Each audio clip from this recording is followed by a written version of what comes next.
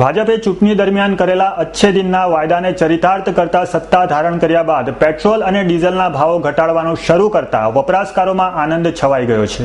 છેલ્લા 10 વર્ષથી દેશની જનતા મોંઘવારી અને ભાવ વધારાની સમસ્યાને ઉકેલવાની પોકળ જાહેરાત કરનાર યુપીએ સરકારની હાર બાદ ભાજપે કરેલા અચ્છે દિનના વાયદાનું જાણે પાલન કરવામાં શરૂ થઈ ગયું હોય તેમ લાગી રહ્યું છે અને ફરી વધુ એકવાર પેટ્રોલમાં 2.41નો અને ડીઝલમાં કિંમતમાં 2.25 લીટરે ભાવ ઘટાડો આવતા દેશની જનતામાં આનંદનું મોજું ફરી વળ્યું છે અને પેટ્રોલ ડીઝલના ભાવો ઘટતા હવે જીવન જરૂરિયાત સહિતનો તમામ ચીજોના ભાવ ઘટવાની અલગ ટૂંક સમયમાં જોવા મળે છે એવો આશાવાદ એમડીએ ભાજપની સરકારે રાખ્યો છે।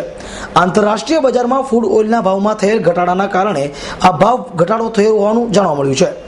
આગામી દિવસો દરમિયાન પણ આવી જ રીતે પેટ્રોલ ડીઝલના ભાવો સતત ઘટતા જાય તેવી વપરાશકારોને આશા છે। આમ તો હાલ દેશની જનતાએ પેટ્રોલના ભાવમાં ઘટાડાથી મોદી સરકારને શાબાશી આપી રહી છે। મારું નામ રોહિત રાવલ છે।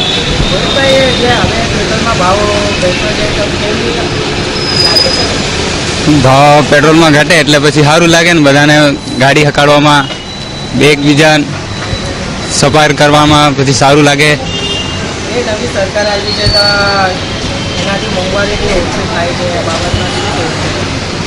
એ હમણાં સરકાર નવી આવી છે એટલે એમાં ભાવ ઘટે છે।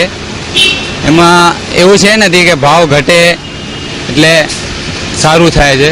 એમાં એક વસ્તુ ઉપર ઘટે તો એમાં કંઈ ફરક નહીં પડતું, બધામાં ઘટવું જોઈએ, ખાલી પેટ્રોલ ઉપરથી બધું કામ નહીં આવતું। નલિનભાઈ બામરોલિયા।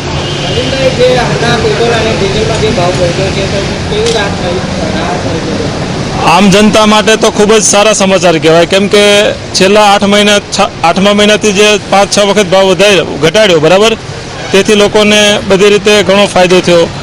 શાકભાજીના ભાવ પણ ઘટાઈને લીધે આમ આદમી માટે પણ બહુ સારું કહેવાય અને સૌનો સાથ સૌનો વિકાસ જે સૂત્ર નરેન્દ્ર મોદીનું છે એ લોકો માટે ખરેખર લાભદાયી નીવડશે મારા મત મુજબ।